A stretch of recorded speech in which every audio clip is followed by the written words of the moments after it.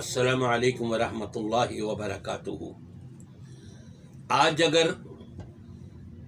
مطالعہ کیا جائے اور مطالعے کے ساتھ ساتھ مقابلہ کیا جائے، جانچ اور پڑتال کی جائے، جائزہ لیا جائے دنیا کے تمام ادیان کا، تو آپ کو دین اسلام کی وہ خوبیاں آپ کو نظر آئیں گی کہ انسان کی پیدائش سے لے کر مرتے دم تک، بلکہ اس کے بعد تک کے لیے وہ ساری خوشیوں پر مبنی ہوگی انشاءاللہ تعالی۔ لیکن اسلام سے ہٹ کر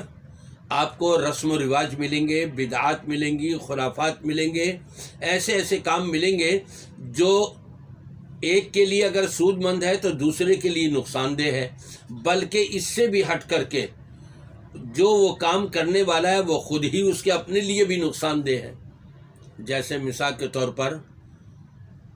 ہیپی نیو ایئر منایا جا رہا ہے، بڑے شوق و ذوق سے بڑے پیسے خرچ کیے جا رہے ہیں، اس میں مجوسیوں والا عمل لایا جا رہا ہے اور دکھایا جا رہا ہے۔ کون کر رہا ہے؟ یہ مسلمان۔ یہاں پاکستان کے اندر غیر مسلم اتنے نہیں ہیں جتنے ان سے زیادہ 20 گنا مسلمان ہیں، بلکہ میں اگر یہ کہوں کہ 98% مسلمان ہیں اور 2% ہو سکتا ہے غیر مسلم ہو، یا 1% غیر مسلم ہو پاکستان کے اندر۔ لیکن ہیپی نیو ایئر منانے والے کون ہیں؟ یہ مسلمان ہیں، مسلمانوں کے بچے ہیں، یہ بڑے بھی اس کے اندر شریک ہیں۔ اور اللہ کے رسول صلی اللہ علیہ وسلم نے فرمایا تھا، من تشبہ بقوم فہو منہم۔ یہ تو انگریزوں سے، عیسائیوں سے، کرسچنوں سے، غیر مسلموں سے، ہندوؤں سے یہ چیزیں آئی ہیں کہ وہ نئے سال کی خوشی مناتے ہیں۔ خوشی کیا اس بات پر منائی جا رہی ہے کہ ہماری زندگی کا 1 سال ہم سے چھن گیا، ہم سے دور ہو گیا۔ ہماری زندگی میں موت جب آنی تھی وہ 1 سال ہم سے قریب ہو گئی، اس پر خوشی کہ ہماری زندگی کا 1 سال ہم سے چھن گیا، ختم ہو گیا، اس پر خوشی منا رہے ہیں۔ ہماری موت 1 سال ہم سے قریب آ گئی، اس کے اوپر خوشی منا رہے ہیں۔ انا للہ و انا الیہ راجعون۔ عقل بھی اس بات کو تسلیم نہیں کرتی، تو دین اسلام کہاں سے اس کو قبول کرے گا؟ اللہ اور اس کے رسول کے نزدیک کہاں سے یہ چیزیں اچھی ہو سکتی ہیں؟ نہیں، ہرگز نہیں۔ آپ نے یہ دیکھا ہوگا یا دیکھ لیں گے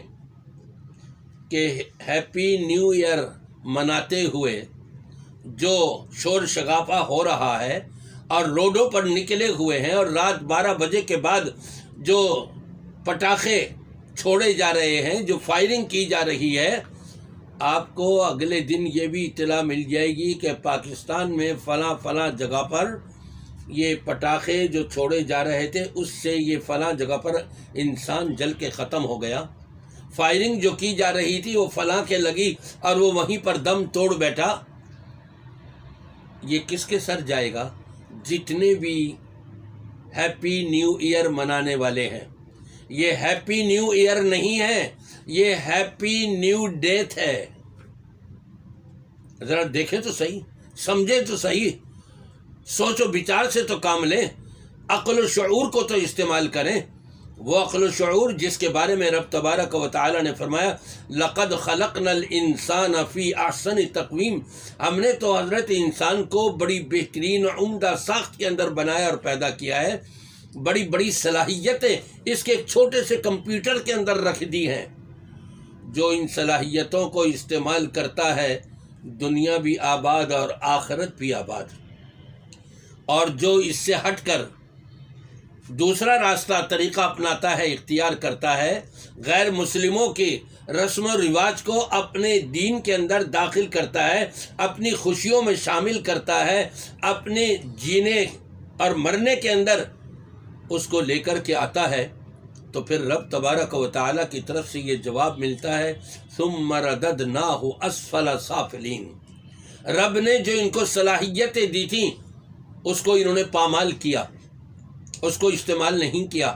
اب رب تبارک و تعالیٰ ان کو ذلت اور رسوائی کے سب سے نچلے گڑھے میں لے جا کر کے پھینک دیتا ہے۔ دنیا کے اندر یہ سزا ملتی ہے اور آخرت کے اندر وہ تو تباہ و برباد ہو گئی، جہنم کی آگ اس کا انتظار کر رہی ہوتی ہے۔ رب تبارک و تعالیٰ تو فرماتا ہے من عمل صالحا من ذکر او انثى وهو مؤمن، ایمان کی حالت میں مرد ہو یا عورت ہو جو بھی اعمال صالحہ کرے گا، کیا یہ اعمال صالحہ ہے مجوسیوں والا آگ کا کھیل کھیلنا؟ نہیں، ہرگز نہیں۔ جو بھی ایمان کی حالت میں اعمال صالحہ کا ذخیرہ کرے گا، چاہے وہ مرد ہو یا عورت ہو، وَهُوَ مُؤْمِنٌ فَلَنُحْيِيَنَّهُ حَيَاةً طَيِّبَةً، رب تبارک و تعالیٰ نے جو وعدے کیے ان سے کہ ہم ان کی دنیاوی زندگی بھی بڑی بہترین اور عمدہ بنا دیں گے، ایسی کریں گے یہ اپنی اس زندگی کے اندر۔ وَلَنَجْزِيَنَّهُمْ أَجْرَهُمْ بِأَحْسَنِ مَا كَانُوا يَعْمَلُونَ، اور انہوں نے جو اچھے اعمال کیے ہوں گے اس سے بھی بہت زیادہ اچھا بدلہ رب تبارک و تعالیٰ ان کو عطا فرمائے گا۔ یہ دو وعدے ہیں، اگر اس کے مطابق ہم چلیں گے تو یقیناً ہماری دنیا بھی اچھی ہوگی اور آخرت بھی آباد ہو جائے گی، اور اگر ہم نے اس کو پامال کیا تو پھر ذلت اور رسوائی کے نچلے گڑھے میں اسی دنیا کے اندر لے جا کر کے پھینک دیا جائے گا، اور روز قیامت پھر جہنم ان کا انتظار کر رہی ہوگی۔ آپ ذرا سا اندازہ لگائیے، آپ دیکھیے کہ ہم کس طرف جا رہے ہیں۔ ہونا تو یہ چاہیے تھا، ہم کو یہ غم لاحق ہوتا کہ یہ سال ختم ہو رہا ہے، میں نے کتنی نمازیں چھوڑ دی اس کے اندر، میں نے تو نفلی روزے بھی نہیں رکھے، میں نے تو قرآن پاک سے کبھی جڑا نہیں اور پورا سال گزر گیا، مجھ سے یہ گناہ اور یہ غلطیاں، یہ قصور، یہ جرائم سرزد ہو گئے۔ اس کے اوپر افسوس کرنا چاہیے تھا اپنی اصلاح کرنے کے لیے۔ ہونا تو یہ چاہیے تھا کہ یہ پہلی رات نئے سال کی، آخری رات نئے سال کی اس طرح سے جائزہ لیتے، اور نئے سال کی پہلی رات میں اس طرح سے جائزہ لیتے، عزم کرتے کہ اب میں نے کبھی نماز نہیں چھوڑنی، اب میں نے نفلی روزے بھی رکھنے ہیں، اب میں نے اب تک زندگی جو گزر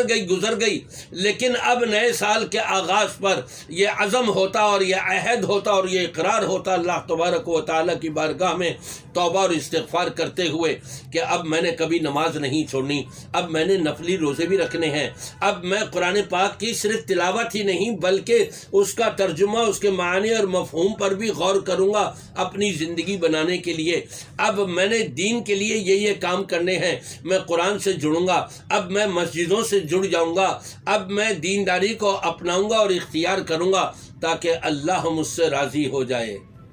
ہونا تو یہ چاہیے، لیکن اس کے برعکس جہاں آخری رات آتی ہے سال کی اور جہاں آنے والے نئے سال کی پہلی رات کہلاتی ہے، اس کے اندر یہ تماشے دیکھنے میں آتے ہیں کہ مجوسیوں والا عمل ہو رہا ہے، آگ کے شعلے بھڑک رہے ہیں اور یہ پٹاخے جو چھوڑے جا رہے ہیں اسی کے اندر کتنوں کی موت واقع ہو جاتی ہے، ہوائی فائرنگ کی جا رہی ہے، کتنے جان سے ہاتھ دھو بیٹھتے ہیں، ہمیں کوئی فکر ہی نہیں۔ ہم سنتے بھی ہیں ہر سال اخبار کے اندر، میڈیا کے اندر یہ چیزیں آتی ہیں، لیکن پھر بھی ہم باز نہیں آ رہے، گویا کہ ہم اپنے آپ کو ہلاکت اور تباہی اور بربادی کی طرف تسلسل کے ساتھ لے کر کے جا رہے ہیں۔ نہیں میرے بھائیوں، دوستوں، بزرگوں، ماں اور بہنوں، میں ماں باپ کو کہوں گا اپنی اولاد کو سنبھال کے رکھیں، گھروں کے اندر بند کر کے رکھیں، خبردار باہر نہیں نکلو گے اور یہ تماشے نہیں کرو گے باہر جا کر کے، ورنہ ماں باپ سے بھی پوچھا جائے گا یا ایھا الذین آمنوا قوا انفسکم واہلیکم نارا، اے ایمان والو تم اپنی جانوں کو بھی اور اپنے پیاروں کو، لاڈلوں کو، اپنے بیوی بچوں کو، اہل خانہ کو بھی جہنم کی آگ سے بچا لو۔ میری دعا ہے کہ اللہ تبارک و تعالی ہم سب کو قرآن پاک کے یہ احکامات اور نبی پاک صلی اللہ علیہ وسلم کی تعلیمات جو آپ کے سامنے پیش کی گئی ہے، اس کو سن کر کے عمل کرنے کی توفیق عطا فرمائے، اور اپنے لیے صدقہ جاریہ کے طور پر اس کو آگے فارورڈ کرنا اور شیئر کرنا، اس کی بھی اللہ تعالی ہم سب کو توفیق دے اور اس کا اجر اور ثواب ہمارے کھاتے میں درج فرما لے۔